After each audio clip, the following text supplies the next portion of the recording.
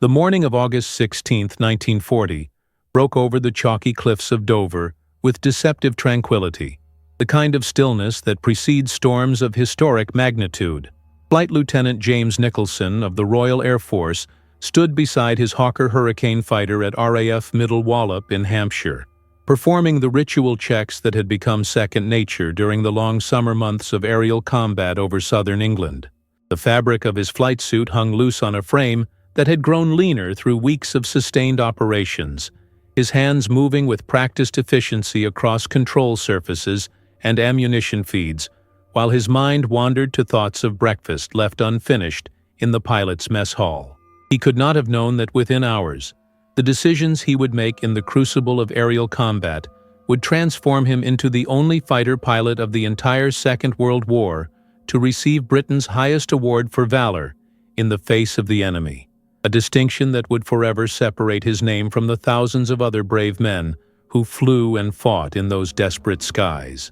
The award would come not for shooting down multiple enemy aircraft or for achieving ace status through accumulated victories, but for a single act of defiance that would demonstrate the fighting spirit that kept Britain in the war when all rational calculations suggested defeat was inevitable. Nicholson was 23 years old that August morning, a product of middle-class England who had joined the Royal Air Force Volunteer Reserve before the war began, sensing the approaching storm that would sweep across Europe and change everything familiar about the world. His training had been thorough but compressed, reflecting the urgent need for pilots as the Luftwaffe grew stronger across the Channel, and German intentions became clearer with each passing month of 1939. He had logged his hours in training aircraft, mastered the Hurricane's quirks and capabilities, and joined 249 Squadron just as the fighting intensified over the English Channel and southeastern England. The squadron had already lost men to the grinding attrition of daily combat operations, replacements arriving to fill cockpits still warm from previous occupants who had been shot down or killed in accidents that plagued exhausted pilots, pushing themselves beyond reasonable limits. The mathematics of survival grew increasingly unfavorable as the Luftwaffe threw more aircraft into the battle, testing the RAF's capacity to sustain operations while defending an entire nation with limited resources stretched thin across too many airfields and too few squadrons. Every morning brought new scrambles, new combats, new losses that reduced squadron strength and forced those who remained to fly more sorties with less rest, creating a downward spiral of fatigue and declining effectiveness that threatened to break the RAF's ability to contest German air superiority over invasion beaches where Hitler's armies would land if fighter command collapsed. The telephone rang in the dispersal hut at approximately 1300 hours, its shrill bell cutting through the drowsy afternoon heat that had settled over the airfield like a suffocating blanket. Pilots who had been dozing in wicker chairs or playing cards to pass the endless hours of readiness scrambled to their feet, the familiar adrenaline surge overriding fatigue as they sprinted toward waiting aircraft. Ground crews had already started engines, the Rolls-Royce Merlin motors coughing to life with clouds of blue smoke before settling into the smooth roar that meant power and speed and altitude. Nicholson vaulted into his cockpit with practiced ease, strapping himself into the confined space that would be his entire universe for the next hour or however long the fuel lasted. His Hurricane, designated 3576, was not new, but it was reliable, a veteran of previous combats bearing the scars of near misses and minor damage that had been repaired by skilled ground crews working through nights to keep aircraft serviceable. The controls responded smoothly to his test movements, the engine temperatures and pressures reading normal on the instrument panel, crowded with dials and gauges that he monitored with quick glances while adjusting his oxygen mask and checking gun switch positions. The radio crackled with instructions from the sector controller, who coordinated the RAF's defensive response from underground operations rooms, where plotters pushed markers across large maps showing the developing air battle, their information coming from the network of coastal radar stations and observer corps posts that gave Fighter Command its crucial advantage of early warning and coordinated response. The hurricane formation climbed through scattered clouds toward the Angel's 15,000 feet, where intelligence reports suggested the incoming German formation would be found. Nicholson scanned the sky with the constant vigilance that separated survivors from casualties, his neck rotating in the continuous search pattern that all fighter pilots learned or died quickly without mastering. The sun hung high and bright in the afternoon sky, creating the glare that attacking fighters used to mask their approach from above and behind. The classic bounce that could send an unwary pilot spiraling earthward in flames before he even knew enemy aircraft were near. The radio chatter remained professional and clipped, pilots calling out positions and contacts using the coded language that compressed vital information into brief transmissions that would not clog the frequencies when multiple squadrons operated in the same airspace. Nicholson's section flew in loose formation, the weaving pattern that maintained mutual support, while allowing each pilot to clear his tail and watch for threats that might appear from any direction in the three-dimensional battlefield, where altitude meant life and carelessness meant death, measured in seconds rather than minutes. The sky seemed empty and peaceful, a brilliant blue dome unmarked by the violence that would soon erupt when opposing formations collided in the terminal embrace of aerial combat, where there were no neutral corners and no place to hide from pursuing enemies. The first indication of contact came as distant specks against the horizon, growing rapidly larger as the two formations closed at combined speeds exceeding 500 miles per hour. Nicholson identified them as Junkers Ju-88 medium bombers, their twin engines driving them toward targets somewhere in southern England with bomb loads intended to destroy infrastructure or kill civilians in the systematic terror campaign that was supposed to break British morale and force negotiations before invasion became necessary. The bombers flew in tight formation for mutual protection, their defensive machine guns creating interlocking fields of fire that made attacking them a dangerous proposition, even for experienced fighter pilots.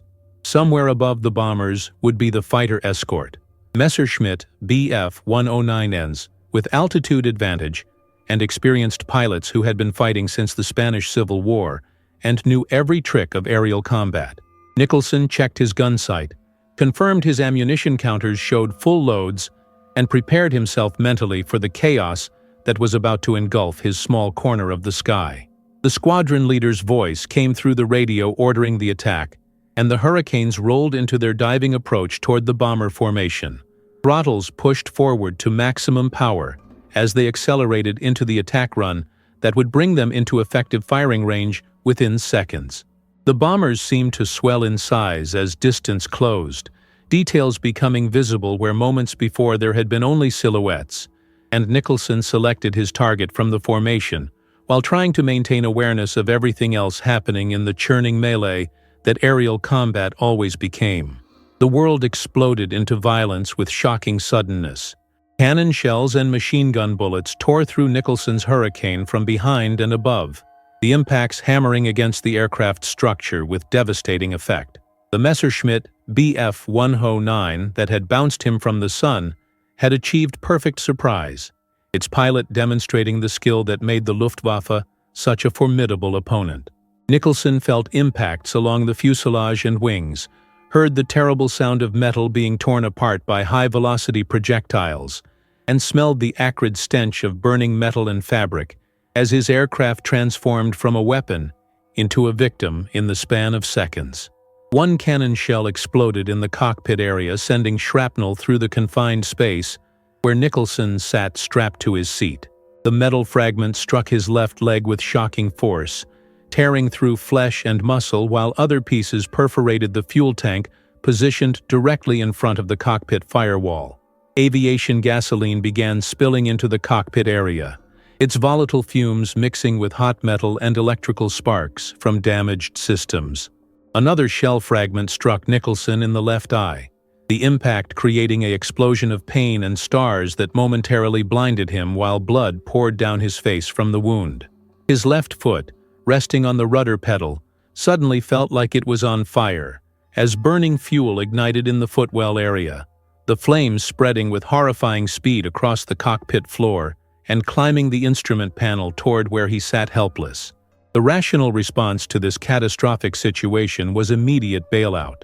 Every instinct, every survival mechanism, every calculation of probability screamed at Nicholson to release his straps, jettison the canopy, and throw himself clear of the burning aircraft before the fire consumed him or the fuel tanks exploded in a fireball that would vaporize everything within the Hurricane's fuselage. He had perhaps 10 seconds to make this decision, perhaps less before the flames made escape impossible, or unconsciousness from shock and blood loss removed the choice entirely. His hand moved toward the canopy jettison lever, his body preparing itself for the violent transition from enclosed cockpit to open air at 15,000 feet altitude. But in that instant of preparation, his functioning right eye caught movement through the flames and smoke, a dark shape crossing his gun sight that his combat-trained reflexes identified as a Messerschmitt Bf-109 fighter, probably the same aircraft that had just shot him down, now maneuvering into position for another attack, or perhaps breaking away after delivering what its pilot assumed was a fatal blow. Something fundamental in Nicholson's character refused to accept this ending, refused to let the enemy pilot who had destroyed his aircraft escape without challenge, refused to abandon the fight while he still had ammunition and even a slim chance of striking back. The decision was made in a fraction of a second, made without conscious deliberation, made by something deeper than rational thought that belonged to the warrior spirit that had sustained Britain through centuries of conflict against odds that seemed insurmountable. Word count: 187 Block 2. Nicholson adjusted his gun sight through vision obscured by blood and smoke, his hands moving the control column to bring the fleeing Messerschmitt into his sights, while flames climbed higher around his legs and torso. The pain from his wounds became secondary to the immediate task of calculating deflection, judging range, and pressing the firing button at the precise moment when geometry and ballistics aligned to send 8 Browning machine gun streams of 50 caliber bullets converging on the enemy fighter. His left foot was engulfed in flames, but his hands remained steady on the controls. His functioning eye focused on the gun sight reticle that showed the Bf-109 centered in the aiming point. The Hurricane responded to his control inputs despite the battle damage, the Merlin engine still producing power even as fire spread through the cockpit area and forward fuselage. Nicholson could feel the heat through his flight suit, could smell his own flesh burning, could hear the roar of flames mixing with engine noise and wind rush, and the hammering of his guns as his thumb pressed the firing button and sent streams of tracers arcing toward the German fighter that had tried to kill him. Time stretched and compressed in the strange way that combat produces, seconds feeling like minutes, while entire sequences of events happened in eye blinks, his perception altered by adrenaline and pain, and the primal focus that fighting for survival creates in the human nervous system. The tracers walked across empty air toward the Bf-109, Nicholson making minute corrections as the enemy fighter maneuvered, and the Hurricane responded sluggishly to his inputs with damaged control surfaces and disrupted airflow from torn panels and holes blown through wings and fuselage.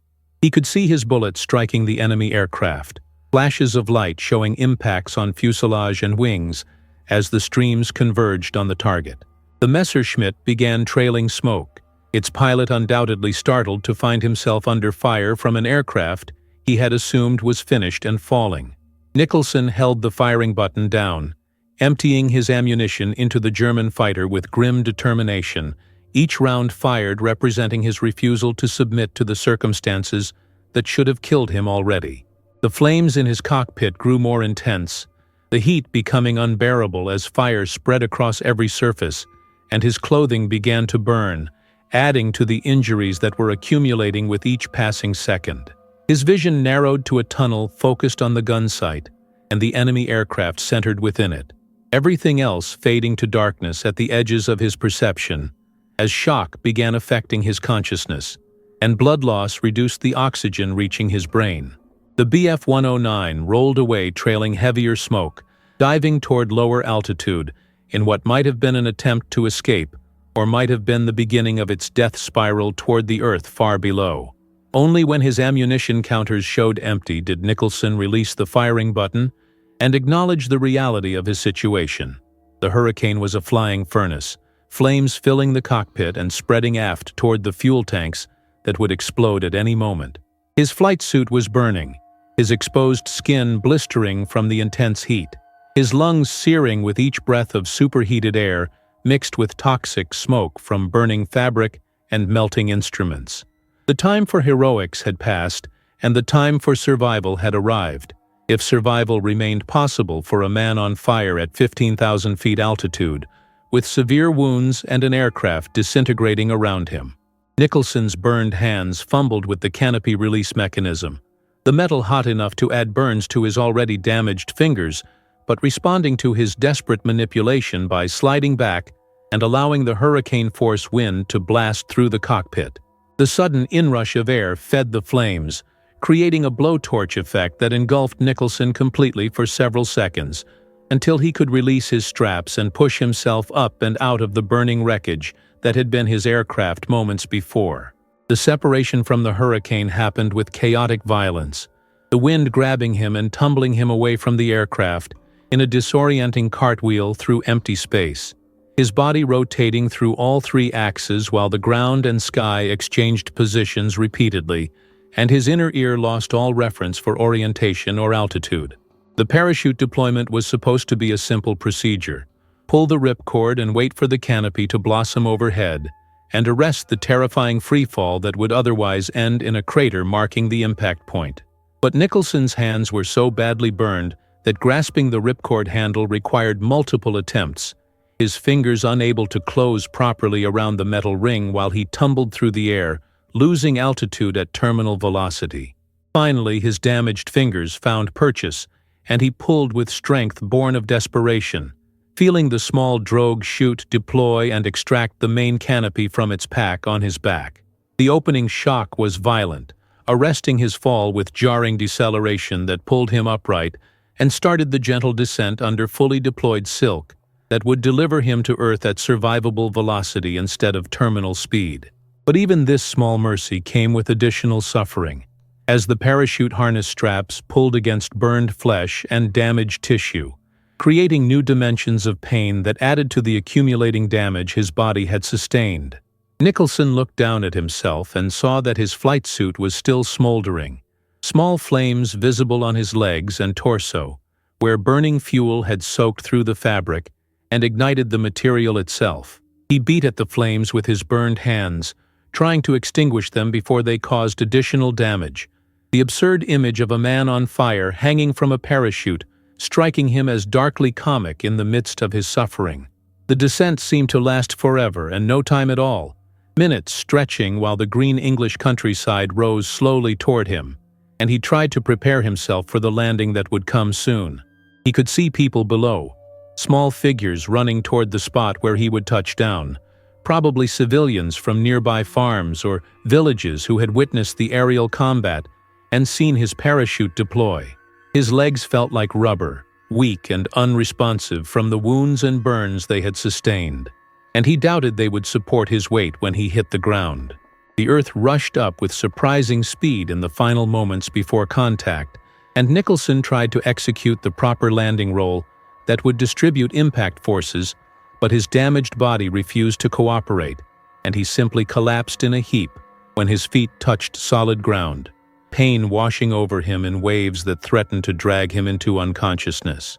The civilians who had been running toward him arrived within moments, their faces showing shock and horror at his appearance, his burned and bloodied condition obviously far worse than they had expected when they saw the parachute descending. Someone produced a blanket to cover him. Others shouted for medical help, and Nicholson lay on the grass of an English field listening to their concerned voices, while his mind processed what had just happened and tried to grasp the magnitude of his survival.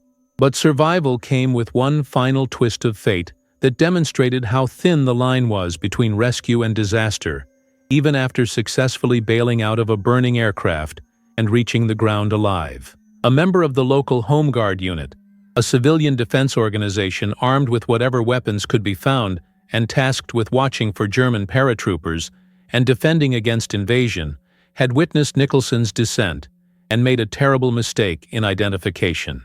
The burned and disfigured pilot hanging from the parachute did not look like a British airman to the nervous Home Guard volunteer, whose finger was already tightening on his rifle trigger when other civilians shouted warnings and prevented what would have been the ultimate irony of Nicholson surviving aerial combat and catastrophic injuries only to be shot by friendly forces moments after reaching safety. The near miss added psychological shock to physical trauma, Nicholson's exhausted mind struggling to process this additional threat after everything else he had endured in the past 15 minutes that had felt like 15 hours of continuous crisis and pain and fear and determination. The ambulance arrived with remarkable speed, the medical personnel who loaded Nicholson onto a stretcher, showing professional competence despite their obvious distress at his condition. Burns covered much of his body. The wounds to his leg and eye required immediate treatment, and shock was setting in as his body's systems began shutting down non-essential functions to preserve core operations. The drive to the hospital passed in a blur of pain and fading consciousness, Nicholson drifting in and out of awareness, while the medical team worked to stabilize him and prevent his condition from deteriorating further before they could reach surgical facilities.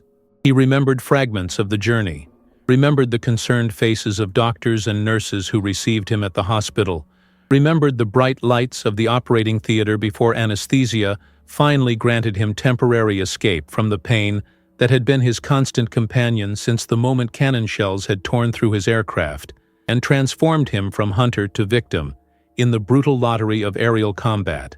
If you've made it this far through James Nicholson's story, you understand something that most people never grasp about warfare. This wasn't about glory or medals or propaganda. This was about a man on fire who refused to quit when every cell in his body screamed for escape. You're not just watching history here. You're witnessing the exact moment when human will overrode human instinct, when training and character and something indefinable merged to create an action that would inspire a nation fighting for survival. Subscribe to this channel if you want more stories that show you the real face of combat, the decisions made in fractions of seconds that echo through decades. Drop a comment below and tell me what you would have done in that burning cockpit with seconds to decide between life and revenge. Would you have bailed out immediately, or would you have taken the shot? There's no wrong answer, but your answer tells you something about yourself that you might not have known before. Word count: 1731. Block 3. The recovery process that followed Nicholson's hospitalization stretched across months of painful skin grafts, surgeries to repair damaged tissue, and the slow healing that burn victims endure when modern medicine can do little except prevent infection and hope the body's natural processes can rebuild what fire has destroyed. The wounds to his leg required multiple operations to remove damaged tissue and restore function to muscles that had been torn by shrapnel and seared by flames. His eye injury, while ultimately not resulting in permanent blindness, required careful treatment to prevent infection and complications that could have spread to the brain. The burns across his hands and face and legs underwent repeated debridement and grafting procedures, each operation bringing new pain and new complications as doctors worked with the primitive burn treatment techniques available in 1940 before modern pharmaceutical advances and surgical methods had been developed. Nicholson endured this extended ordeal with the same determination he had shown in combat, refusing to surrender to despair or self-pity even when the pain became overwhelming and recovery seemed impossibly distant. The hospital staff marveled at his resilience, his ability to maintain humor and perspective despite circumstances that would have broken many men, his focus on returning to flying duties rather than accepting medical retirement that would have been entirely justified given the severity of his injuries. The official recognition of Nicholson's actions came through channels that processed recommendations for gallantry awards with bureaucratic thoroughness, each level of command reviewing the circumstances and witness statements to determine whether the required standards had been met for Britain's highest military honors. His squadron commander had submitted the initial recommendation immediately after learning the full details of the combat engagement, describing how Nicholson had remained in his burning aircraft to press home an attack against the enemy fighter responsible for shooting him down, continuing to fire even while flames engulfed the cockpit and his own clothing burned. The recommendation moved up through Group Headquarters to Fighter Command and ultimately to the Air Ministry, where officials recognized that this action represented something extraordinary, even by the standards of a summer filled with extraordinary acts of courage. The decision was made to award Nicholson the Victoria Cross, Britain's highest award for valor in the presence of the enemy, an honor that had been established during the Crimean War and carried prestige that transcended military rank or social position. The announcement came in November 1940, several months after the action that earned it, and made Nicholson the only fighter pilot of the entire Second World War to receive this ultimate recognition. The citation that accompanied the Victoria Cross Award captured the essential facts while necessarily omitting the full horror and pain that Nicholson had endured. It described how he had been severely wounded and his aircraft set on fire during combat operations, how he had nevertheless continued to engage enemy aircraft and score hits despite being engulfed in flames, and how he had only abandoned his aircraft when ammunition was exhausted and the fire made remaining inside impossible. The dry official language could not convey the reality of sitting in a burning cockpit with damaged controls and failing vision, while pressing a gun button and holding aim on a maneuvering target, could not express the pain of burning flesh, and the terror of knowing that death waited whether he stayed or jumped, could not capture the moment of decision when Nicholson chose to fight, rather than flee despite every rational calculation favoring immediate escape. But the award itself spoke volumes to a nation fighting for survival against an enemy that had conquered most of Europe and now threatened invasion across the narrow waters of the English Channel. Nicholson became a symbol of the spirit that would keep Britain in the war, the refusal to surrender even when circumstances seemed hopeless, the determination to strike back at enemies even while suffering catastrophic damage. The publicity that followed the Victoria Cross announcement made Nicholson uncomfortable, his modest personality ill-suited to the role of national hero that the media and public thrust upon him. He gave interviews reluctantly, speaking in understated terms about the action while deflecting attention toward other pilots who he felt deserved equal recognition for their own acts of courage that happened to lack witnesses or circumstances dramatic enough to warrant the highest awards. He resisted efforts to portray him as superhuman or exceptional, insisting that any pilot in his situation would have done the same, that training and duty and simple refusal to let the enemy win had driven his actions rather than any conscious heroism. This modesty only enhanced his reputation, making him more rather than less admirable to a public that had grown weary of bombastic propaganda and appreciated genuine humility in their heroes. Nicholson used his platform to advocate for better recognition of ground crews who kept aircraft flying despite impossible conditions, for improved care of wounded pilots who faced long recoveries with inadequate medical resources, and for remembrance of the pilots who had been killed and whose sacrifice received less attention than surviving heroes who could be photographed and interviewed and held up as examples. The long-term effects of Nicholson's injuries would plague him for the rest of his life, the burns and wounds never healing completely despite the best efforts of military medicine and his own remarkable constitution. His hands retained limited function, the burned tissue never fully regaining the sensitivity and dexterity that fine motor control requires. His leg harbored embedded shrapnel that could not be safely removed, metal fragments that would set off metal detectors decades later, and serve as permanent reminders of that August afternoon when cannon shells had torn through his Hurricane. His face bore scars that no amount of plastic surgery could completely eliminate, permanent marks that identified him as a burn victim to anyone who looked closely. But perhaps the deepest scars were psychological, the memories of being on fire that would return in nightmares and flashbacks for the rest of his days, the sound of flames and smell of burning flesh that would haunt quiet moments and trigger episodes of anxiety that modern medicine would recognize as post-traumatic stress disorder, but which in 1940 was simply endured without diagnosis or treatment. Despite these injuries and their lasting impact, Nicholson insisted on returning to flying duties once he had recovered sufficiently to meet the minimal medical standards.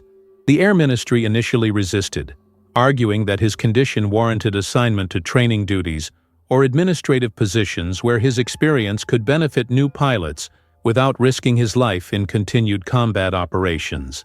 But Nicholson used every bit of influence his Victoria Cross provided to override these objections, arguing that being grounded would constitute a greater hardship than continued flying with his physical limitations.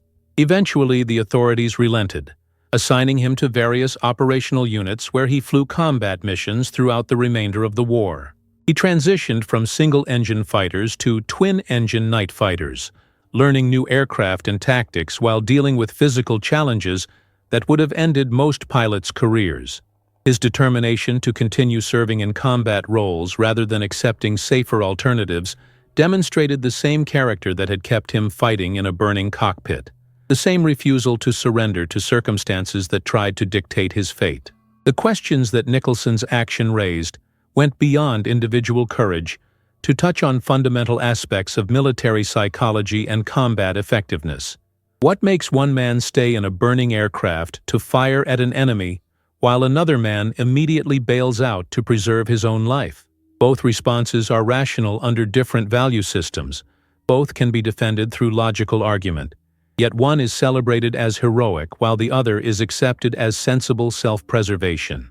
Military organizations spend enormous resources trying to inculcate the qualities that produce actions like Nicholson's, training soldiers and pilots to value mission accomplishment and damage to the enemy above personal safety, creating psychological conditioning that overrides survival instincts when circumstances demand sacrifice. But this conditioning works inconsistently, some individuals demonstrating extraordinary courage under pressure, while others with identical training fail to perform when tested. The variables that explain this difference remain poorly understood despite extensive study, involving complex interactions between personality, prior experience, immediate circumstances, and factors that may be fundamentally random or unknowable. Nicholson himself could not fully explain why he chose to keep fighting rather than immediately abandoning his burning aircraft. His post-war reflections on the incident suggesting that the decision was not really conscious or deliberate, but rather emerged from training and character operating at a level below rational thought. He described seeing the enemy fighter in his gun sight and simply responding to that stimulus without weighing alternatives or calculating probabilities of survival. The pain and fire became secondary to the immediate tactical situation, his pilot training and fighting instincts taking control, while his conscious mind dealt with the overwhelming sensory input of burning and bleeding and dying. This description aligns with modern understanding of how highly trained individuals perform under extreme stress, their actions guided by ingrained patterns that bypass the slower processes of conscious deliberation and allow rapid response to dynamic situations. The thousands of hours of training that Nicholson had completed before that August morning created neural pathways that could function even when pain and shock threatened to overwhelm his cognitive processes, allowing him to fly and fight and aim and shoot while his body was literally on fire. Word count: 1,527, Block 4. The tactical significance of Nicholson's action extended beyond the immediate combat engagement to influence how the Royal Air Force thought about fighter pilot training and combat psychology. His example was incorporated into training curricula as a case study, demonstrating the importance of pressing home attacks even under adverse circumstances, of not allowing enemy aircraft to escape simply because the tactical situation had turned unfavorable, of maintaining offensive spirit even when defensive considerations argued for disengagement. But instructors had to be careful in how they presented this example, because encouraging pilots to remain in burning aircraft would obviously produce unacceptable casualties if taken as literal guidance rather than inspirational example. The lesson was not that pilots should never bail out of damaged aircraft, but rather that determination to complete the mission and damage the enemy should remain paramount considerations, even when personal survival was threatened. This subtle distinction proved difficult to communicate effectively.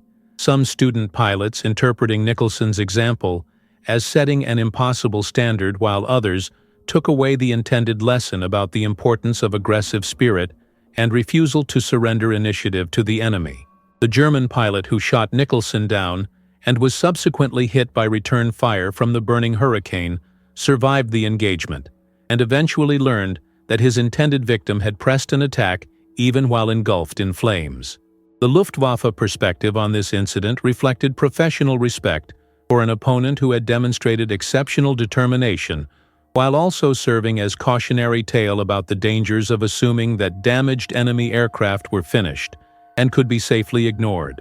German fighter tactics emphasized ensuring kills through sustained fire and visual confirmation of enemy aircraft crashing or pilots bailing out, precisely to avoid situations where damaged aircraft could continue fighting and inflict casualties on attacking fighters who prematurely broke off their attacks. Nicholson's action vindicated this tactical doctrine by demonstrating that even catastrophically damaged aircraft remained dangerous until they actually crashed or the pilot escaped. The incident became part of Luftwaffe training materials as well, taught to fighter pilots as example of why complete kills were essential and why assuming an enemy was finished could prove fatal if the assumption was premature. The broader context of the Battle of Britain provides essential framework for understanding why Nicholson's action resonated so powerfully with the British public and military leadership. The summer of 1940 represented Britain's most desperate hour, standing alone against Nazi Germany after France had fallen, and the British Expeditionary Force had escaped from Dunkirk only through desperate improvisation and remarkable luck. The Luftwaffe was attempting to destroy Fighter Command as preliminary step toward invasion, launching massive raids designed to overwhelm British defenses through sheer numbers and force the RAF to commit all available aircraft to battles of attrition that Germany expected to win through superior resources. Every day brought new combats, new losses, new questions about whether the RAF could sustain operations long enough for weather conditions to make invasion impossible for another year. In this context, Nicholson's refusal to surrender even when burning and wounded took on significance beyond the individual action, becoming symbolic of Britain's national determination to resist regardless of cost or apparent futility of continued resistance. If one pilot could keep fighting while literally on fire, then surely the nation could endure the bombing and privation and mounting casualties until circumstances changed and allies could be found. The medical treatment that saved Nicholson's life and eventually restored him to limited flying duties represented the cutting edge of 1940s burn care, which by modern standards was primitive, but which marked significant advances over previous decades when burn victims typically died from infection or shock long before natural healing could occur. The Royal Air Force had established specialized units to treat aircrew injuries, recognizing that pilot training was expensive and time-consuming enough to justify significant investment in medical capabilities that could return injured flyers to duty rather than losing them permanently to injuries that civilian medicine might not prioritize for aggressive treatment. Nicholson benefited from this specialized care, receiving attention from surgeons and nurses who had developed expertise in treating the specific types of injuries that aircrew sustained in combat. The burns covering his body required repeated debridement to remove dead tissue and prevent infection, skin grafts to cover areas where burns had destroyed too much tissue for natural healing, and careful management of fluid balance and nutrition to support the enormous metabolic demands that healing burn injuries place on the human body. The treatments were agonizing, each debridement session bringing fresh pain as damaged tissue was cut away, each skin graft creating a new wound site that had to heal before next procedures could be attempted, each day bringing small increments of progress interspersed with setbacks when infections developed or grafts failed to take properly. The psychological impact of such extended medical treatment added to the burden that Nicholson carried, the months of hospitalization providing ample time for reflection on what had happened, and consideration of whether his decision to keep fighting had been justified by the results. He had shot up an enemy fighter, possibly destroyed it, although confirmation was impossible without witnesses or wreckage examination, but at the cost of additional injuries from remaining in the burning cockpit those extra seconds. If he had bailed out immediately when the fire started, he might have escaped with lesser burns and quicker recovery, might have returned to flying duties sooner and contributed more to the war effort over time, might have avoided the permanent damage that would plague him for decades afterward. These calculations haunted him during the long nights when pain prevented sleep, and the hospital was quiet, except for the occasional sounds of other wounded men dealing with their own injuries and memories. But he invariably concluded that the decision had been correct according to the values and training that made him a fighter pilot, rather than some other type of person. That abandoning the fight while enemy aircraft remained in his sights would have violated something fundamental in his character, that the cost was acceptable even though steep, because the alternative would have meant surrendering when surrender was not yet necessary. The broader question of whether individual acts of heroism actually matter in modern warfare, where industrial capacity and strategic resources determine outcomes, remained open to debate among military theorists who studied the Battle of Britain and its lessons. One school of thought argued that Nicholson's action, while admirable, made no measurable difference to the campaign's outcome, that shooting up one Bf-109 had negligible impact on the Luftwaffe's overall strength, that his extended recovery actually represented a net loss since he could have returned to combat sooner with lesser injuries. This cold calculation dismissed the symbolic and psychological value of his example, reducing warfare to mathematical models of attrition and replacement rates. The opposing viewpoint recognized that morale and fighting spirit constitute genuine force, multipliers that affect combat performance across entire military organizations, that examples of extraordinary courage inspire others to higher levels of effort and risk-taking, that national determination to resist invasion required symbols and heroes who embodied the values that would sustain the struggle through years of hardship ahead. From this perspective, Nicholson's Victoria Cross was worth far more than one enemy fighter damaged, because it communicated to millions of British citizens and to potential allies abroad that Britain would not quit despite overwhelming odds against success. The long-term trajectory of Nicholson's career demonstrated that his injuries had not broken his spirit or his commitment to serving in combat roles, despite having earned the right to accept safer assignments. After recovering sufficiently to return to duty, he flew night fighter operations in various theaters, continuing to engage enemy aircraft in conditions that tested different skills than the daylight combat where he had earned his Victoria Cross. Night fighting required navigation by instruments and primitive radar, interception of invisible targets detected only by electronic signatures and ground controller directions, and combat at close ranges where the first aircraft to achieve visual contact typically won the engagement. Nicholson mastered these new techniques despite his physical limitations, the burned hands that made fine control inputs more difficult, the lingering effects of his wounds that affected stamina and tolerance for the physical stresses of high-G maneuvering. He served in India and Southeast Asia during the later war years, flying against Japanese aircraft in conditions far different from the European theater where he had made his name. The humid tropical environment aggravated his burn scars and created additional medical problems, but he persisted through these hardships with the same determination he had shown in every aspect of his life and career. Word count: 1457, Block 5.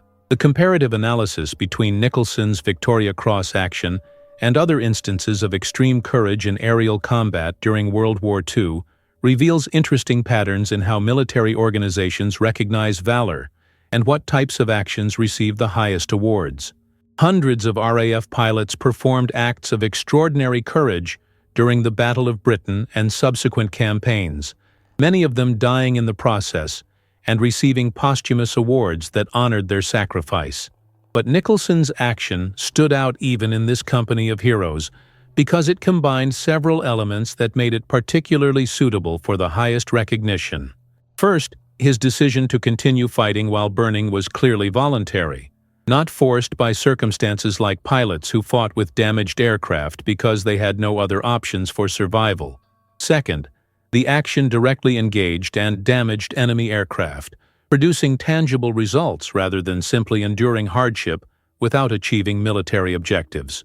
Third, the action was witnessed and documented by multiple sources, including civilians on the ground who saw the burning aircraft continue fighting, and other pilots who observed portions of the engagement, providing the tentar novamente and W continuar verification that award boards required for claims of extraordinary valor.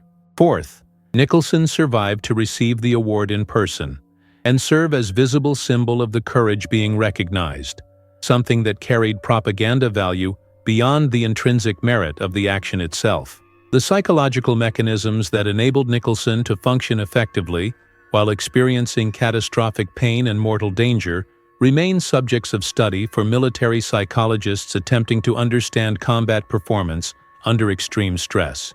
Pain normally serves as overwhelming signal demanding immediate attention and response, the body's emergency system for alerting conscious awareness to threats that require urgent action. But in Nicholson's case, the pain from burning and wounds had to be suppressed or compartmentalized sufficiently to allow continued operation of complex machinery requiring fine motor control and spatial reasoning. His brain somehow maintained the cognitive functions necessary for aerial combat, while simultaneously processing sensory input that should have overwhelmed all other mental processes.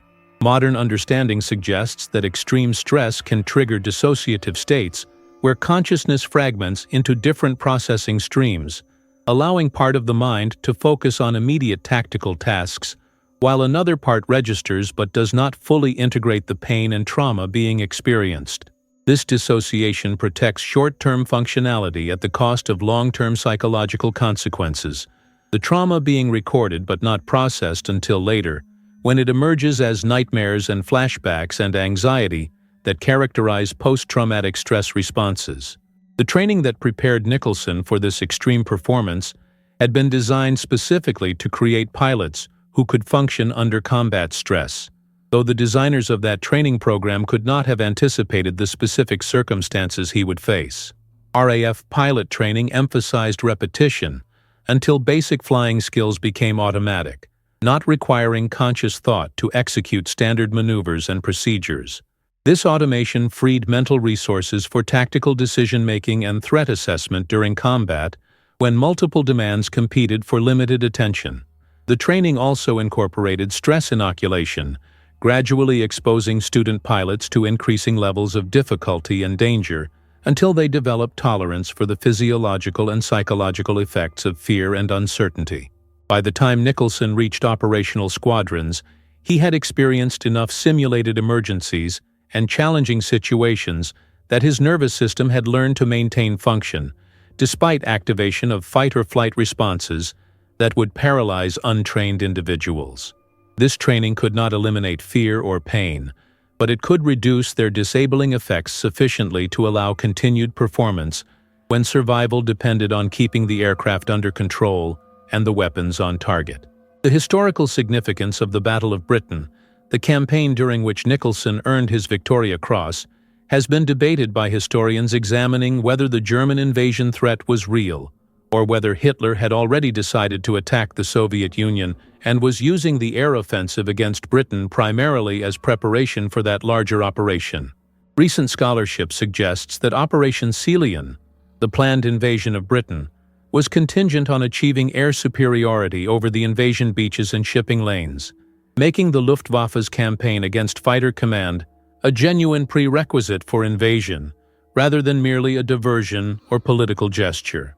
From this perspective, every RAF pilot who flew during the summer of 1940 was directly defending Britain against existential threat, their individual combats contributing to the larger strategic outcome that kept Britain in the war and provided the base from which Allied forces would eventually launch the liberation of Europe.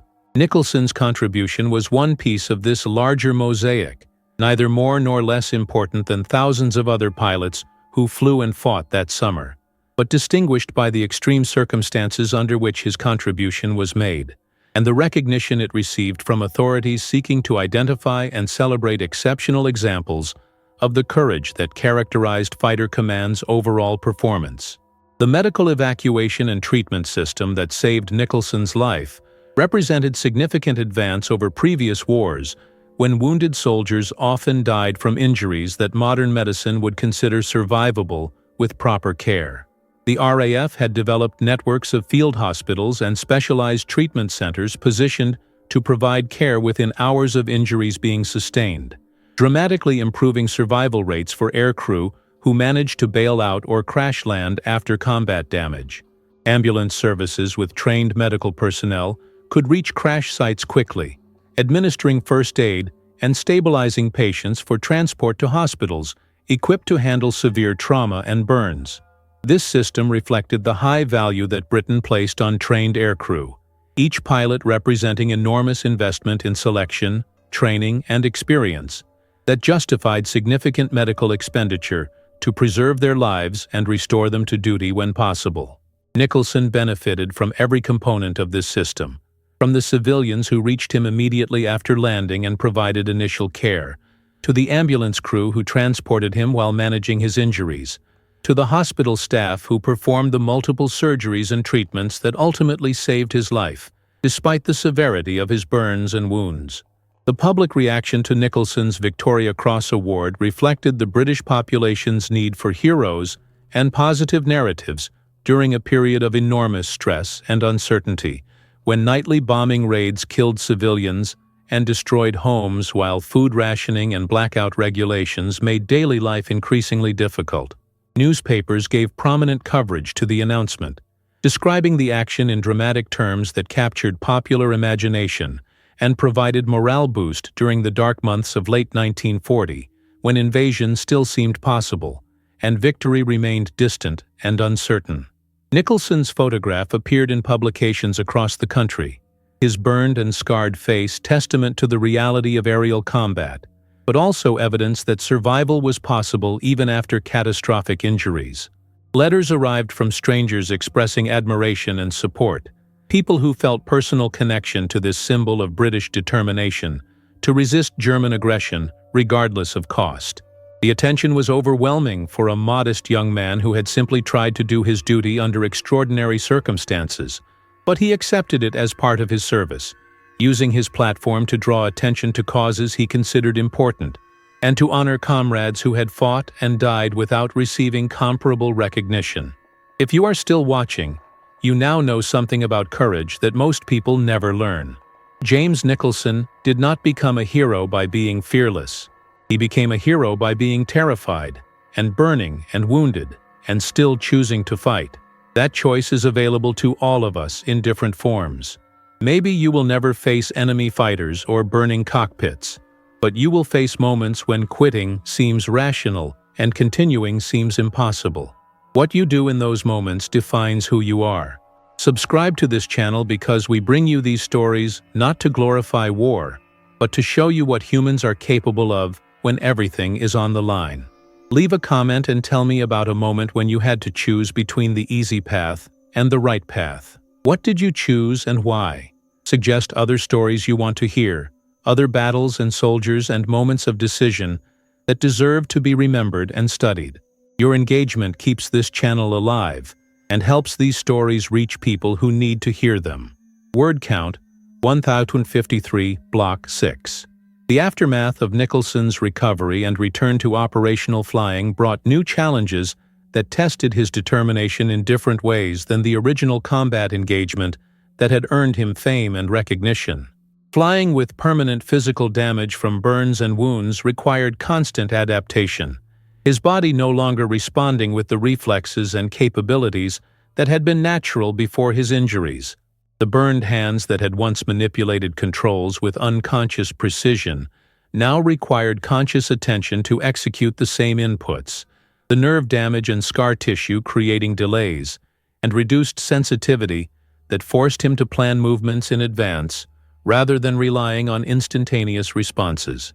His legs bore similar limitations, the shrapnel wounds and burn damage affecting strength and endurance during long missions that required constant use of rudder pedals to coordinate turns and maintain balanced flight. These physical handicaps would have ended most pilots' careers, the military medical boards typically grounding aircrew who could not meet full physical standards for combat operations. But Nicholson's Victoria Cross, and his insistence on continuing to serve, gave him leverage to override normal procedures, allowing him to return to flying despite limitations that would have grounded others with less impressive credentials and less stubborn determination. The transition to night fighter operations represented significant challenge, requiring mastery of new skills and technologies that differed substantially from the daylight fighting where Nicholson had built his early combat experience. Night fighting in the early 1940s relied on primitive airborne radar sets that detected other aircraft at limited ranges, the operators peering into cathode ray tube displays that showed blips and traces requiring interpretation to distinguish aircraft from ground clutter and weather returns.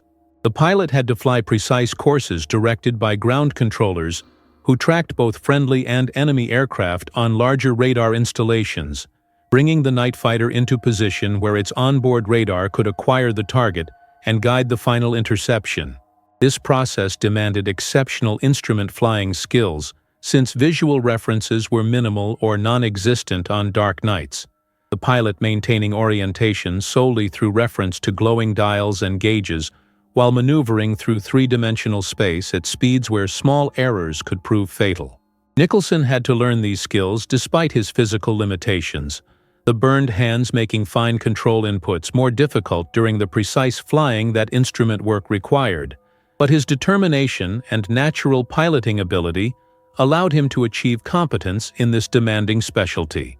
The psychological burden of living as a celebrated hero while dealing with private doubts and continuing physical pain created internal conflicts that Nicholson rarely discussed publicly, but which shaped his post-war life and perspectives on military service and recognition. He questioned whether his action had truly merited the Victoria Cross, whether other pilots had performed equally courageous acts without receiving similar recognition simply because circumstances or witnesses had not brought their actions to official attention. He struggled with survivor's guilt, the awareness that many better pilots with more victories and longer service records had died without achieving the fame that his single action had generated. The physical pain from his injuries never completely disappeared, the damaged nerve endings and scar tissue creating chronic discomfort that worsened in cold weather and interfered with sleep and normal activities. Modern pain management would have offered options for controlling this chronic suffering, but 1940s medicine provided only limited relief through medications that carried their own problems of dependence and side effects. Nicholson learned to live with this constant companion, the aching reminder of that August afternoon when his world had exploded into fire and pain, and he had chosen to keep fighting despite every rational argument for immediate escape. The strategic context that had made Fighter Command's defense of Britain so critical during the summer of 1940 evolved as the war progressed, and new threats emerged, requiring different responses from the RAF and its pilots. The Luftwaffe's daylight offensive against Britain effectively ended by late 1940, when losses became unsustainable, and the invasion window closed with approaching winter weather that made channel crossings impossible for invasion fleets. German air operations shifted to night bombing campaigns that destroyed cities and killed civilians but failed to break British morale or significantly degrade war production. The RAF responded by developing night fighter capabilities and radar networks that gradually made night bombing increasingly costly for the Luftwaffe, the defensive technologies improving faster than German offensive capabilities could adapt.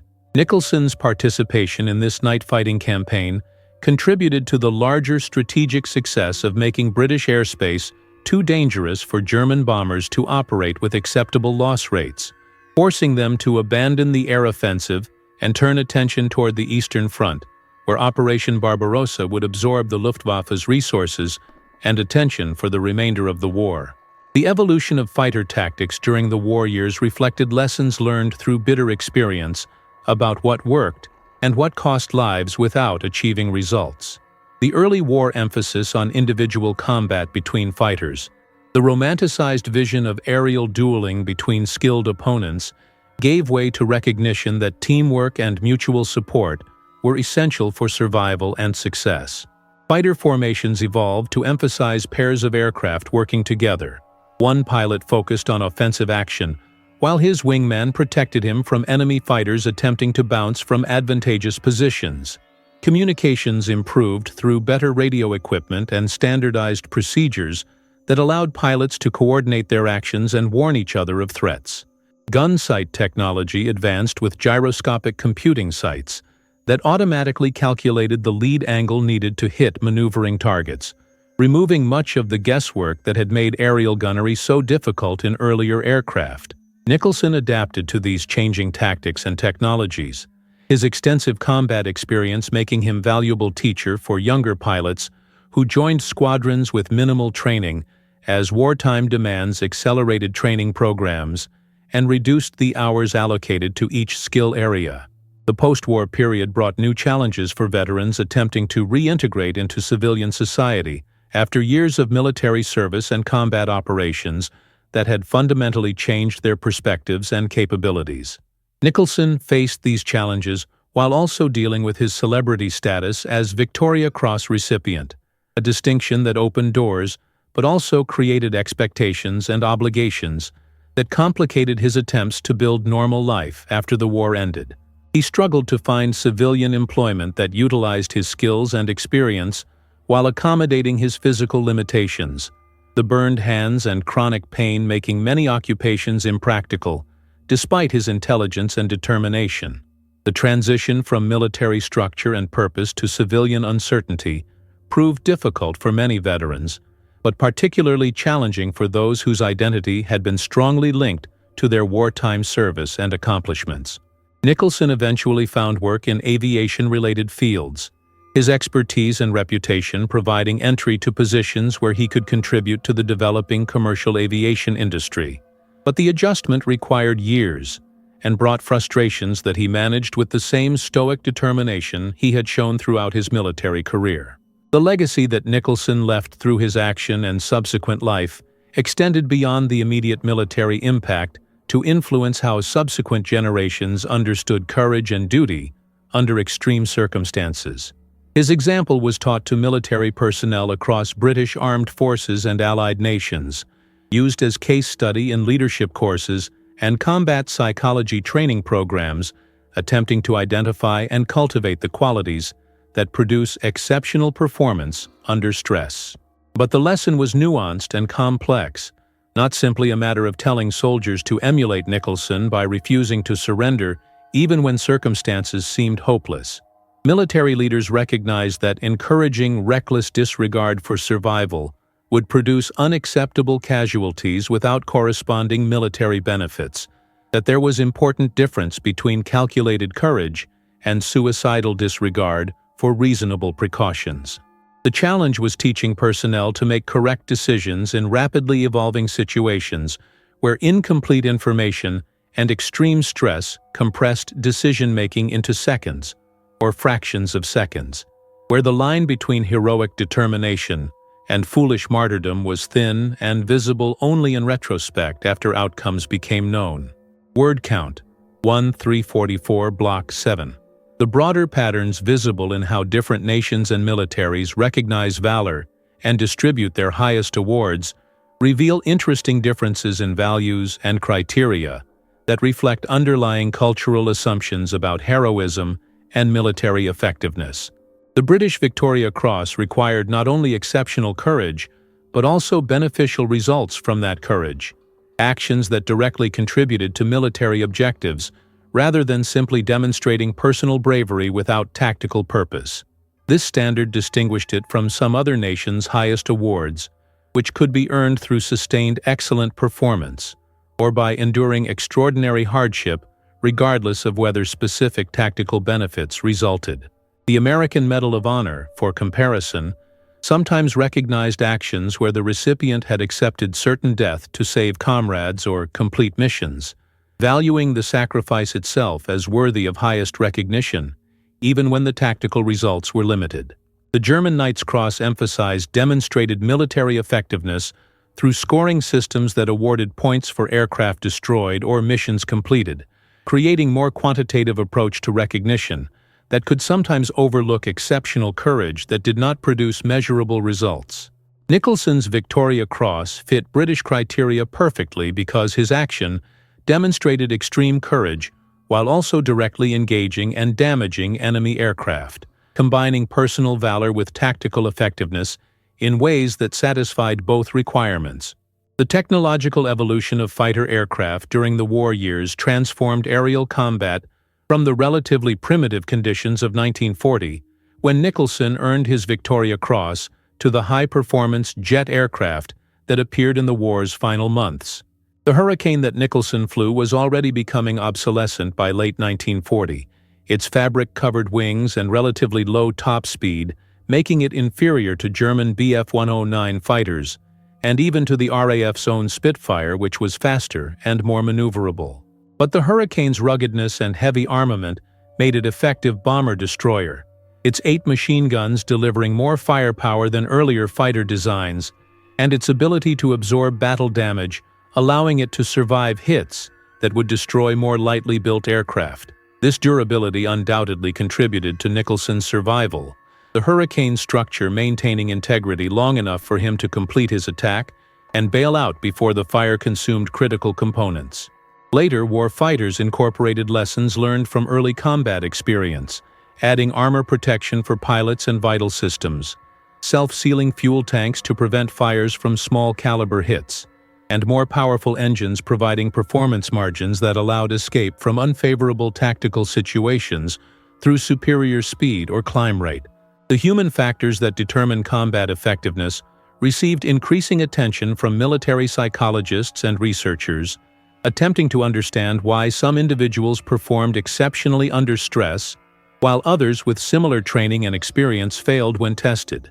Studies of combat veterans revealed patterns suggesting that prior exposure to stressful situations, even in non-military contexts, provided some protection against the disabling effects of combat stress.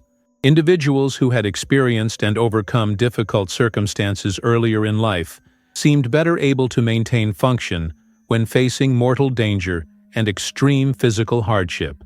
Nicholson's background included elements that may have contributed to his exceptional performance, though drawing causal connections remained speculative without controlled studies that were impossible in wartime conditions. His early aviation experience through gliding and flying clubs had familiarized him with aircraft and reduced the novelty stress that affected pilots with less prior exposure. His personality traits, while difficult to measure objectively, included determination and focus that allowed sustained effort toward goals despite obstacles and setbacks.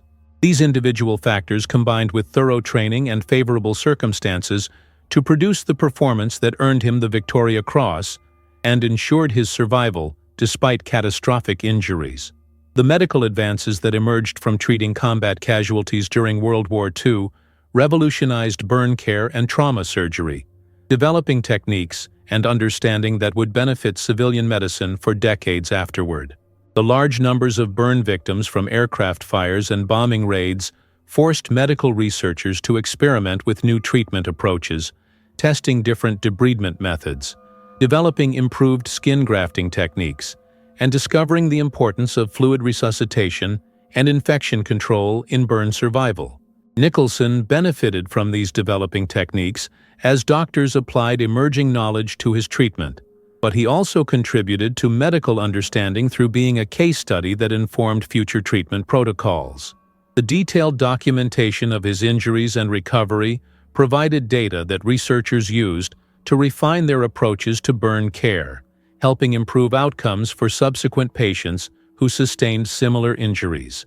This silver lining to his suffering represented small consolation for the pain endured, but demonstrated how military medicine's advances during wartime could eventually benefit broader populations through knowledge transfer to civilian medical practice. The question of whether modern fighter pilots could perform similarly under comparable circumstances remains subject to debate among military aviation specialists, examining how changes in technology and tactics have altered the nature of aerial combat. Modern fighter aircraft provide ejection seats that can extract pilots from damaged aircraft in fractions of a second, removing the need for manual bailout procedures that Nicholson had to execute while burning. Cockpit designs incorporate better fire suppression systems and protective equipment that reduce burn injuries when fires do occur. But modern aircraft also fly faster and higher, creating different types of emergencies that demand equally quick decision-making and expose pilots to different forms of mortal danger. The fundamental question of whether an individual will choose to continue fighting when circumstances permit escape remains as relevant as it was in 1940, though the specific scenarios have changed with technological evolution. Training programs still attempt to instill the aggressive spirit and mission focus that produced Nicholson's action, recognizing that this mindset represents force multiplier that enhances combat effectiveness across military organizations, even in modern contexts where individual heroism matters less than in earlier warfare dominated by small unit actions. The administrative and institutional responses to Nicholson's Victoria Cross revealed interesting patterns in how military bureaucracies process and utilize exceptional individual achievements for broader organizational purposes. The award ceremony received extensive press coverage orchestrated by government information services seeking to maintain public morale and support for the war effort. Nicholson was photographed receiving the medal from King George VI. The images distributed widely through newspapers and newsreels that reached millions of British citizens and audiences abroad.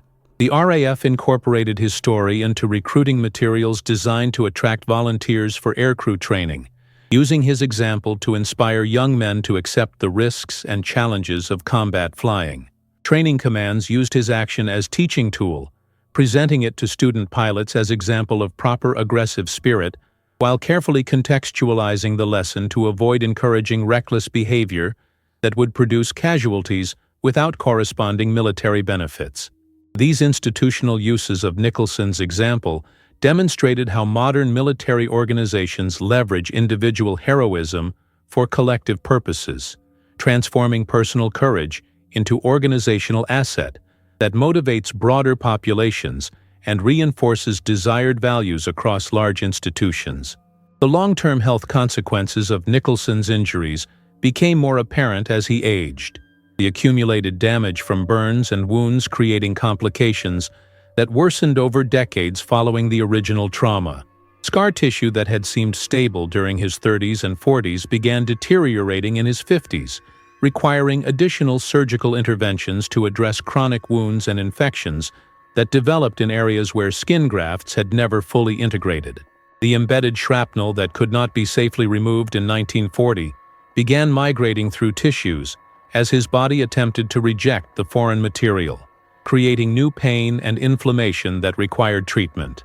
His hands, already damaged by burns, developed arthritis that compounded the existing limitations and made simple tasks increasingly difficult. These accumulating health problems reflected the long-term cost of his decision to remain in the burning cockpit those additional seconds, the price paid over decades for the action that had earned recognition in 1940. Modern medicine might have offered better management of these chronic conditions, but even with contemporary treatment options, the fundamental damage to his body was irreversible, permanent reminder of that August afternoon when he had chosen to fight rather than flee. Word count: 1349, Block 8. The comparative study of Victoria Cross recipients across all branches of British military service reveals that fighter pilots represented relatively small percentage of the total awards granted during World War II, despite the prominent role that fighter command played in national defense and public consciousness. The majority of Victoria Crosses went to Army personnel, who performed acts of extraordinary valor during ground combat operations, where opportunities for such actions were more frequent and witnesses more commonly available to document them. Naval personnel received significant numbers of awards for actions during submarine operations, ship-to-ship combat, and amphibious landings where courage under fire could be clearly demonstrated and documented.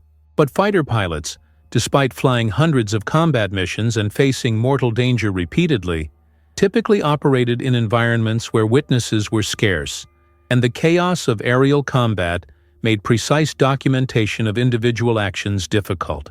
Nicholson's Victoria Cross stood out as exceptional because his action occurred under circumstances where multiple witnesses on the ground and in the air could observe and later testify to what had happened, providing the verification that award boards required before granting Britain's highest military honor.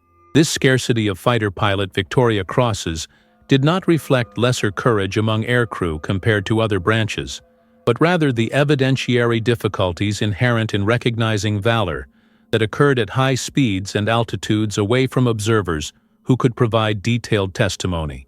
The evolution of Nicholson's public persona from active-duty pilot to post-war veteran and eventual elder statesman of RAF history demonstrated how individuals who receive extreme recognition early in life struggle to define themselves beyond that singular achievement. His Victoria Cross was awarded when he was 23 years old, an age when most people are still forming their adult identities and establishing their career paths. Being marked as exceptional hero before reaching full maturity created psychological challenges that Nicholson navigated with mixed success, his modest personality helping him avoid the arrogance that could have emerged from such early acclaim, while also making it difficult for him to fully accept the recognition as legitimately earned. He spent decades deflecting praise and attention toward other pilots who he felt deserved equal recognition, his humility enhancing his reputation, but also reflecting genuine discomfort with his elevated status. This tension between public perception as hero and private self-image as ordinary pilot, who had simply done his duty, never fully resolved, remaining source of internal conflict throughout his life, and shaping how he interacted with military institutions and public audiences who sought his participation in commemorative events and historical projects. The technical details of how Nicholson managed to maintain aircraft control while burning and severely wounded reveal the importance of cockpit design and control ergonomics in determining whether pilots can continue functioning after sustaining injuries.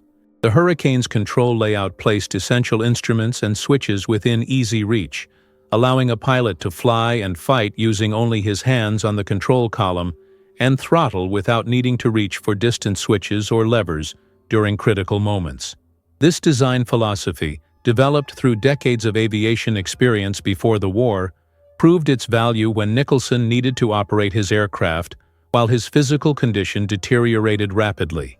The gun button was located on the control column, where his thumb could press it without releasing his grip on the controls, allowing him to fire his weapons while simultaneously maneuvering to maintain sight picture on the target.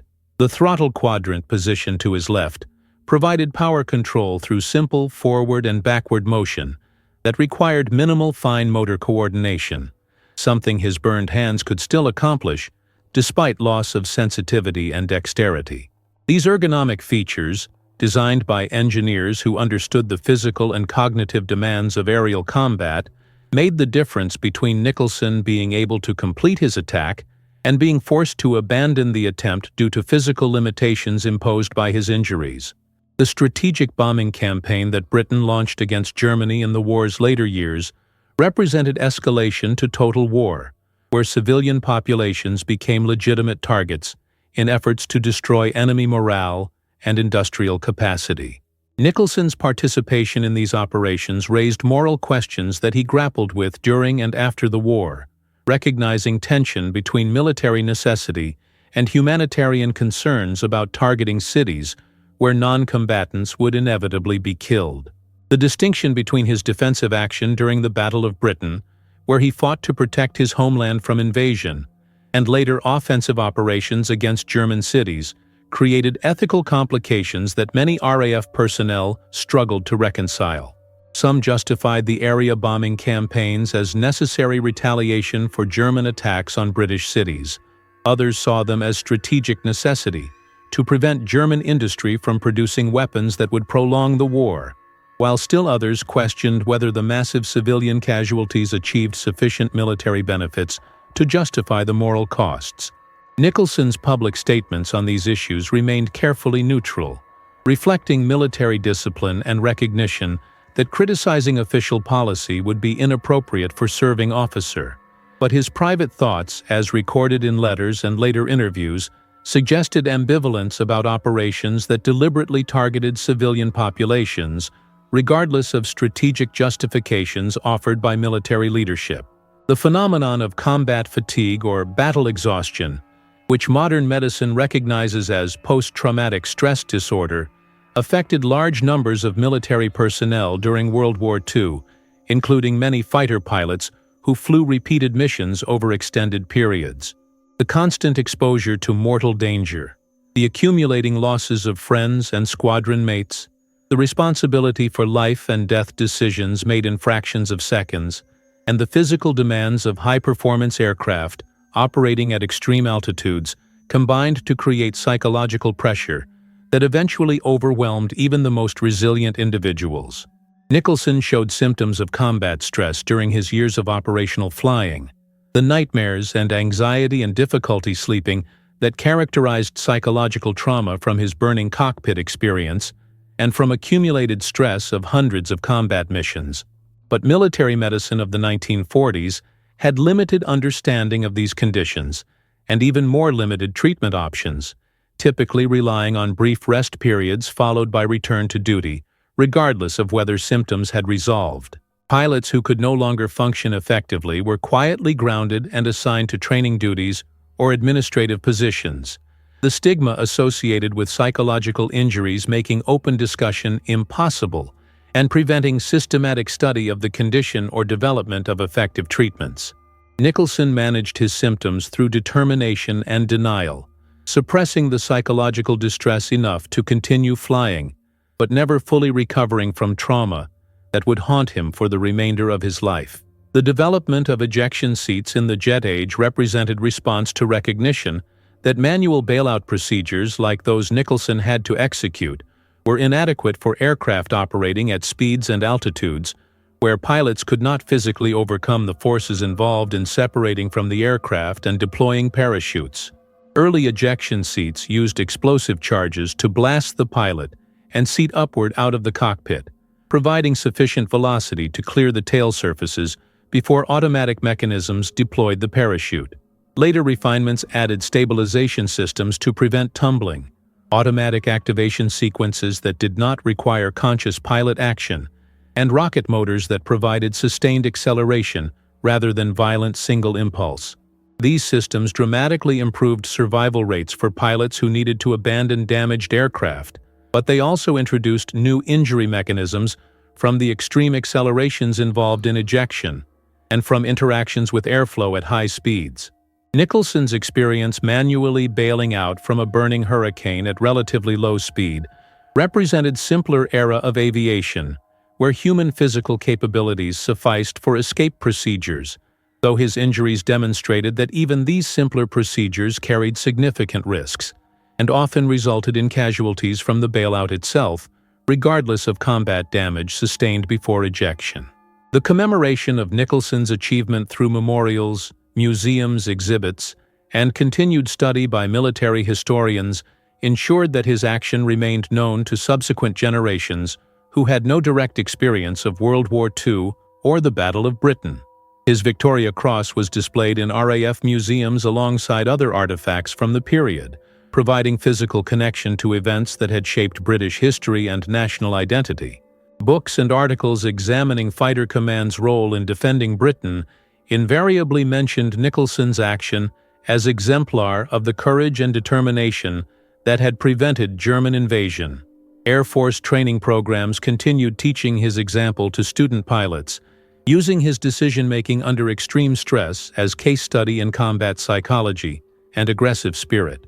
These various forms of remembrance served multiple purposes beyond simply honoring one individual's courage. They reinforced organizational values that the RAF wanted to instill in new generations of airmen. They provided concrete example of abstract concepts like duty and sacrifice, and they connected present-day military personnel to historical lineage of service that gave meaning and purpose to their own commitments. Nicholson himself participated reluctantly in some of these commemorative activities during his later years, accepting that his action had become part of something larger than his individual experience, even as he maintained personal ambivalence about the recognition he had received. Word count: 1,459. Block 9. The intelligence value of Nicholson's survival and debriefing provided RAF tactical analysts with detailed information about German fighter tactics and weapon effectiveness that complemented data from other sources in building a comprehensive picture of Luftwaffe capabilities and methods. His description of how the Bf-109 had bounced him from the sun, using altitude advantage and surprise to achieve devastating first pass, confirmed tactical doctrine that emphasized maintaining visual contact with all aircraft in the area and never assuming that clear sky meant absence of threats. His account of the cannon and machine gun fire that had torn through his Hurricane provided engineering intelligence about German weapon performance, the penetration characteristics of different ammunition types, and the effectiveness of armor protection and self-sealing fuel tanks in limiting damage. His observation that the Bf-109 pilot had broken away after the initial attack, rather than remaining to ensure the kill, revealed either tactical doctrine emphasizing single high-speed passes or possibly ammunition limitations that prevented sustained engagement. These details, combined with information from hundreds of other combat reports, allowed RAF analysts to develop tactical recommendations and training materials that improved pilot survival and combat effectiveness across all fighter squadrons defending Britain. Nicholson's contribution in this area extended beyond his individual action, his survival and thorough debriefing providing data that potentially saved other pilots' lives by informing better tactics and procedures. The psychological impact of receiving Britain's highest military honor at such young age created pressures that Nicholson struggled to manage throughout his subsequent military career and civilian life. The Victoria Cross marked him as an exceptional individual, whose courage had been officially recognized at highest levels, creating expectations that he would continue demonstrating similar levels of performance in all future situations. This burden of exceptional reputation made normal human failings and limitations seem more significant, any display of fear or hesitation potentially interpreted as falling short of the standard he had established. Nicholson felt constant pressure to prove himself worthy of the recognition, to demonstrate through continued service and performance that the award had been appropriately granted, to live up to the image of hero that public imagination had constructed from limited information about single incident. This pressure was largely self-imposed, military authorities and fellow pilots generally treating him as colleague rather than superior being. But his internal drive to justify the honor through continued exceptional performance shaped his decisions about remaining in combat flying despite his physical limitations and accepting difficult assignments that he might otherwise have declined. The psychological toll of this self-imposed pressure accumulated over years, contributing to stress and anxiety that compounded the post-traumatic effects from his combat experiences. The evolution of air combat tactics from World War II through subsequent conflicts demonstrated both continuity and change in fundamental principles that governed fighter employment. The basic physics of aerial combat remained constant despite technological advances. Altitude still provided advantage through potential energy that could be converted to speed. Surprise still multiplied effectiveness by reducing target reaction time. Numerical superiority still overwhelmed individual skill when properly coordinated. But specific tactics evolved as aircraft performance improved and weapons technology changed the geometry of engagement envelopes. The gun-armed fighters that Nicholson flew required close range to achieve hits, typically inside 1,000 yards, and preferably much closer, creating knife-fight situations where pilot skill and aircraft performance determined outcomes. Later generations of fighters employed missiles that could engage targets at ranges measured in miles, fundamentally changing tactical considerations and reducing the importance of traditional dogfighting skills. These technological changes meant that Nicholson's specific combat experience became less directly relevant to modern air warfare, though the underlying psychological factors and decision-making under pressure remained as applicable as ever across all eras of military aviation. The social dynamics within RAF fighter squadrons created unique culture that shaped how pilots responded to stress and danger. The informal bonds between squadron mates providing psychological support that formal military structures could not duplicate. Nicholson's squadron became his primary social unit during his operational service, the other pilots and ground crew constituting surrogate family that shared experiences civilians could not understand or relate to. The dark humor that fighter pilots employed to cope with constant danger and frequent losses created communication style that outsiders found disturbing or inappropriate, but which served essential psychological function for those living under constant threat of violent death. The rituals and traditions that squadrons developed, from mission briefings to post-flight debriefings to evening gatherings in the officers' mess, provided structure and normalcy in an environment where nothing was normal or predictable. These social bonds helped sustain morale and fighting effectiveness across prolonged campaigns, pilots continuing to fly and fight partly from individual courage, but equally from unwillingness to let down squadron mates who depended on them. Nicholson's decision to return to combat flying despite his physical limitations reflected not only personal determination, but also loyalty to the squadron culture that had sustained him, and desire to continue contributing to the collective effort, rather than accepting safe retirement while others continued fighting. The biomechanics of burn injuries explain why Nicholson's wounds proved so debilitating and why recovery required such extended period despite medical treatment that was sophisticated by 1940 standards. Burns destroy not only the visible outer layers of skin, but also damage underlying structures including nerve endings, blood vessels, and connective tissues that support skin integrity and function. The body's response to extensive burns includes massive fluid shifts, as damaged capillaries leak plasma into surrounding tissues, creating swelling that can compromise circulation to affected areas, and causing systemic problems with blood pressure and organ function. Infection represents constant threat, since the skin barrier that normally protects against bacteria has been compromised, making burn patients vulnerable to sepsis and other life-threatening complications. The metabolic demands of healing burn injuries are enormous, the body requiring additional calories and protein to rebuild damaged tissues, while simultaneously fighting infections and maintaining normal functions. Nicholson's body bore these burdens while also recovering from shrapnel wounds and coping with psychological trauma from the combat experience, the multiple stressors combining to create recovery process that extended across many months and was never fully complete.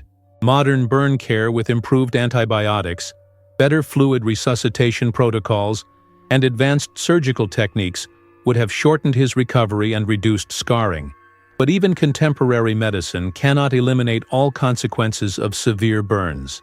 The political dimensions of military decorations and their role in maintaining public support for war efforts added layers of complexity to seemingly straightforward recognition of individual valor. Nicholson's Victoria Cross served political purposes beyond honoring his personal courage, the award demonstrating to British public that their fighter pilots were prevailing in desperate struggle against German air offensive, despite heavy losses and overwhelming enemy numbers. Government information services leveraged his story in propaganda materials designed to sustain morale and convince citizens that victory was possible, despite current difficulties and future uncertainties. Allied nations used his example to demonstrate British determination to resist German aggression, countering Nazi propaganda claims that Britain was on verge of collapse and would soon seek armistice. Even neutral countries took note of the award. The details of Nicholson's action suggesting that RAF pilots possessed fighting spirit that might allow Britain to survive until circumstances changed and additional allies entered the war. These political calculations did not diminish the genuine courage that Nicholson had displayed, but they complicated the pure military recognition by adding propaganda value that influenced how the award was presented and publicized. Nicholson himself seemed uncomfortable with these political dimensions, preferring to focus on the tactical and military aspects of his experience rather than its broader symbolic significance in national and international political contexts. The technological limitations of 1940s fighter aircraft meant that pilots like Nicholson operated in an environment where human skill and physical endurance mattered far more than in modern combat aviation, where sophisticated computers and automated systems handle many tasks that previously required direct pilot input. The Hurricane that Nicholson flew lacked power-assisted controls, every maneuver requiring physical force to move control surfaces against aerodynamic forces that increased with speed.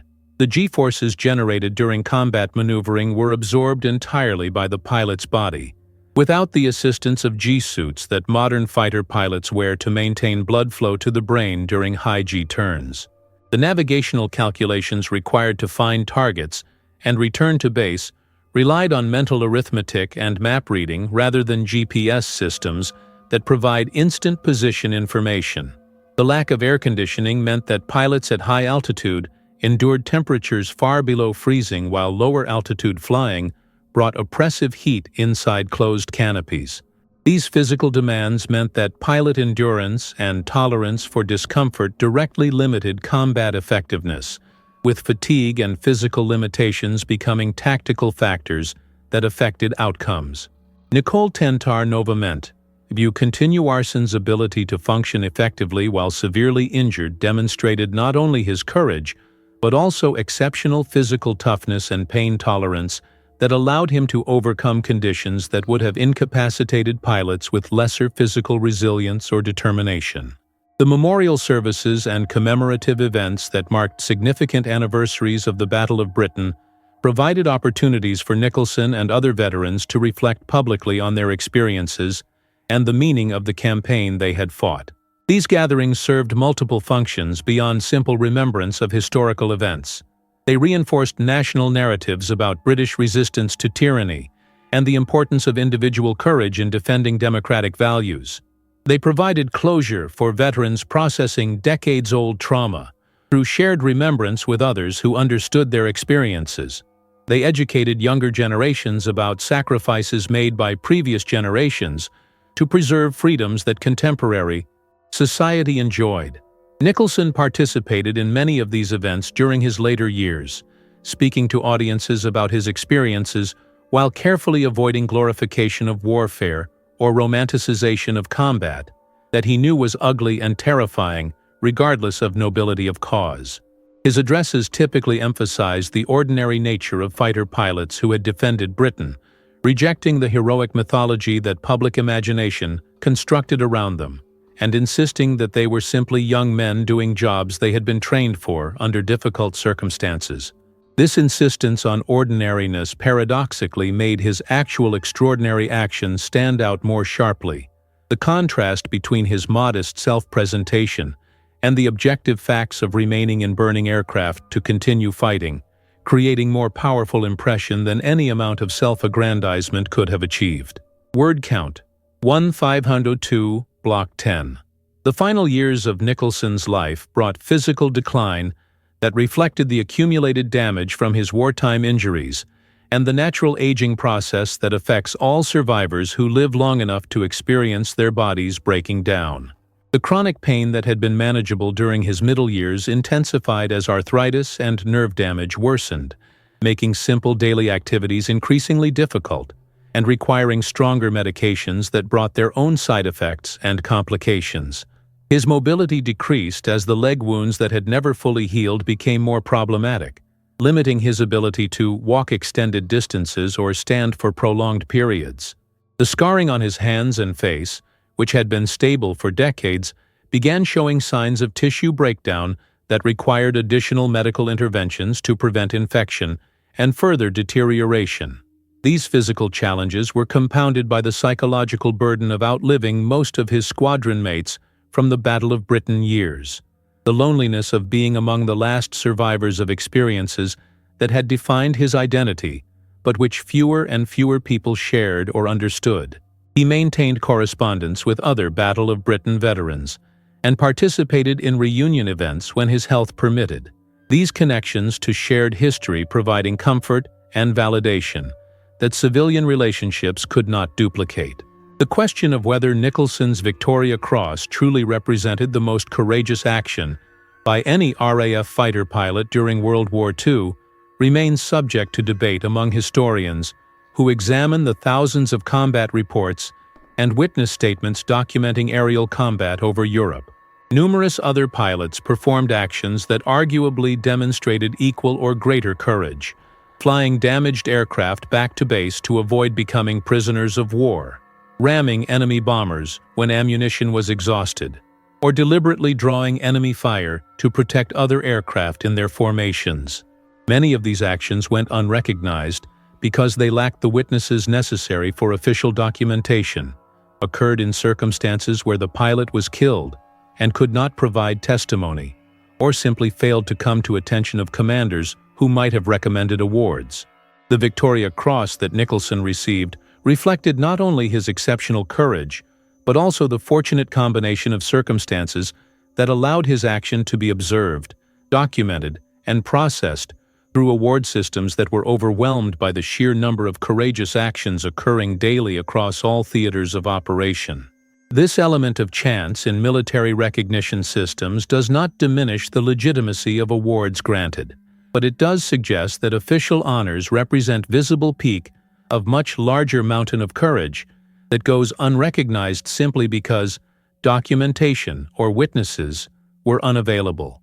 The legacy that Nicholson left extended beyond his individual action to influence how subsequent generations of military personnel thought about duty, sacrifice, and the meaning of service in defense of principles larger than individual survival or comfort. His example was taught in military academies and leadership courses, not as template to be slavishly copied, but as demonstration of how training and character combine under extreme pressure to produce actions that transcend normal human capabilities and limitations. The lesson was not that all personnel should remain in burning aircraft or accept certain death to achieve marginal tactical advantages, but rather that commitment to mission and refusal to surrender when alternatives existed represented ideal worth striving for even when costs were high. This distinction proved difficult to communicate effectively. The line between courageous determination and reckless disregard for survival being context-dependent and visible only in retrospect after outcomes became known.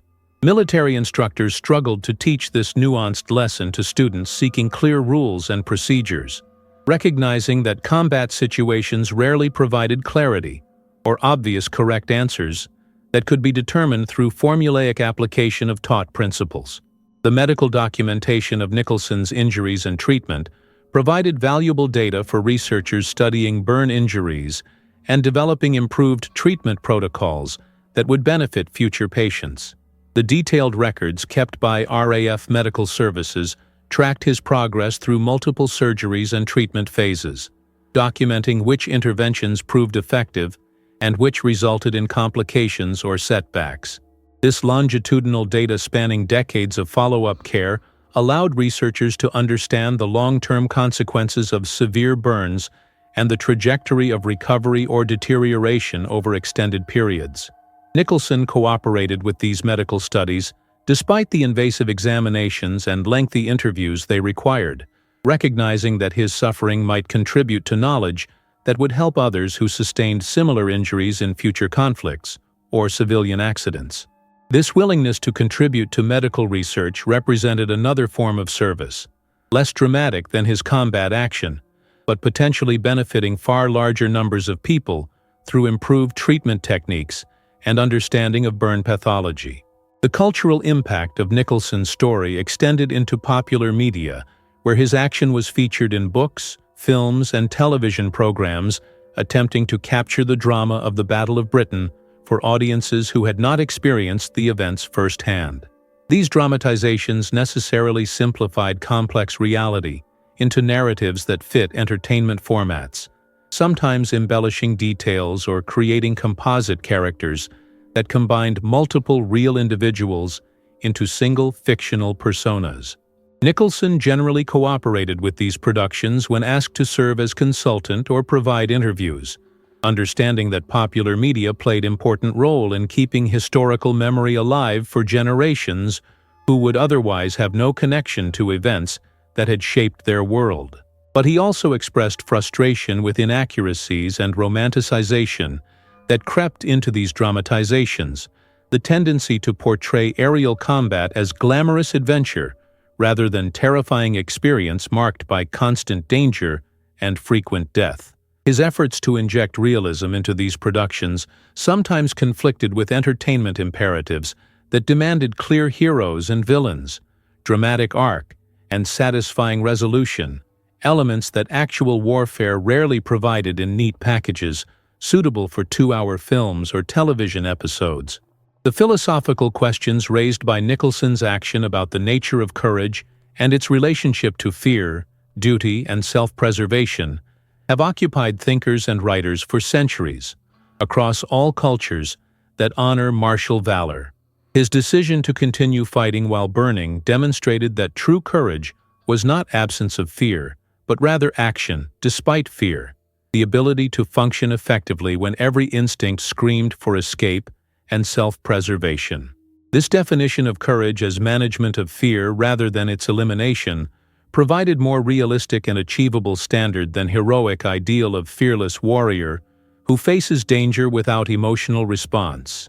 Military psychologists studying combat performance recognized that fear served adaptive purpose by heightening alertness and preparing body for rapid action, that eliminating fear entirely would actually reduce effectiveness by removing important survival mechanism. The challenge was not preventing fear, but rather training individuals to function despite it, channeling the energy that fear provided into productive action rather than allowing it to produce paralysis or panic. Nicholson's successful management of extreme fear under catastrophic circumstances provided case study in how training and character could override instinctive responses and allow continued performance when all evolutionary programming urged immediate flight from mortal danger. The final years of Nicholson's life saw him increasingly reflective about his wartime experiences and their meaning, the perspective that age and distance provided, allowing him to process events that had been too immediate and overwhelming to fully comprehend while living through them. He wrote memoirs and gave interviews to historians, contributing to official and unofficial histories of Fighter Command and the Battle of Britain that preserved first-hand accounts before the generation that had fought the battle passed beyond reach. These reflections revealed a thoughtful man who questioned simple narratives of good versus evil, who recognized complexity and moral ambiguity in warfare even when fighting for clearly just cause, who understood that victory came at terrible cost measured not only in casualties and physical destruction, but in psychological damage that afflicted survivors for remainder of their lives. His willingness to discuss these difficult topics with honesty and nuance made his accounts particularly valuable to historians seeking to understand the human experience of combat beyond the tactical and strategic analyses that dominated military history. The complexity and thoughtfulness of his later reflections stood in interesting contrast to the simplicity of the action that had made him famous, the instant of decision in burning cockpits seeming almost naive compared to the sophisticated understanding of warfare and human nature that he developed over subsequent decades. The death of James Brindley Nicholson on May 2, 1945, in an aircraft accident in the Bay of Bengal, just days before Germany's surrender ended the European war, represented cruel irony that was not lost on those who knew his story. Having survived being shot down and burned in 1940, having endured years of painful recovery and continued operational flying despite permanent injuries, having lived through the entire European war and earned Britain's highest military honor, he died in flying accident during transport mission that should have been routine and safe. The circumstances of the crash remain unclear, the investigation complicated by wartime conditions and the remote location where the aircraft went down, but witnesses reported engine failure followed by crash into water that killed all aboard. His body was never recovered. The Bay of Bengal, claiming him as countless other military personnel, had been claimed by oceans and seas during the war years. The loss deprived him of seeing the victory that his generation had fought for, the defeat of Nazi Germany, and the liberation of Europe that would come within days of his death.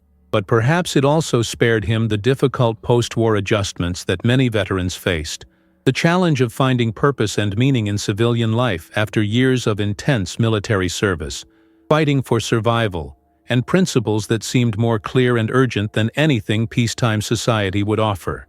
The commemoration of Nicholson's life and achievements continues decades after his death, through various memorials and ongoing scholarly interest in his action and its significance. His Victoria Cross is displayed in RAF museums, where visitors can learn about the Battle of Britain and the role that Fighter Command played in defending Britain against German invasion. Schools and military units bear his name, connecting new generations to historical lineage of service and sacrifice. Books and articles continue examining his action from different perspectives. Military historians analyzing tactical aspects, psychologists studying decision-making under extreme stress, medical researchers documenting burn injury progression and treatment. This ongoing attention ensures that his example remains accessible to people who never knew him personally, but who can still draw inspiration and instruction from his story. The fact that his action continues generating interest and study more than 80 years after it occurred suggests that it touched something fundamental about human courage and determination that transcends specific historical context and speaks to universal questions about how people respond when tested by circumstances that demand more than normal capabilities can provide. The ultimate significance of James Nicholson's Victoria Cross action may lie not in the tactical results of shooting up one German fighter, nor even in the symbolic importance of his example to British morale during desperate summer of 1940, but rather in the demonstration of human capacity for transcendence, the ability to rise above circumstances that should overwhelm and defeat us, to find strength we did not know we possessed, to choose courage over comfort and duty over survival, when the choice presents itself. His decision in that burning cockpit was made in seconds without time for philosophical reflection or consideration of long-term consequences, yet it revealed character that had been built through years of training and life experience. The accumulated choices and values that shaped who he was at fundamental level. That character allowed him to function when rational calculation argued for immediate escape, to press attack when his own survival hung by thread, to complete his mission when every cell in his body screamed for relief from unbearable pain. This capacity for extraordinary performance under extreme duress exists in all humans as potential, though few will ever face circumstances that test it as thoroughly as Nicholson was tested. His example reminds us that we are capable of more than we imagine, that limits we perceive are often self-imposed, that courage is choice available in every moment when circumstances demand more than we believe we can give. That lesson remains as relevant today as it was in 1940, applicable not only to military contexts but to any situation where people must choose between easy path and right path, between surrender and resistance, between accepting defeat and fighting for victory despite overwhelming odds.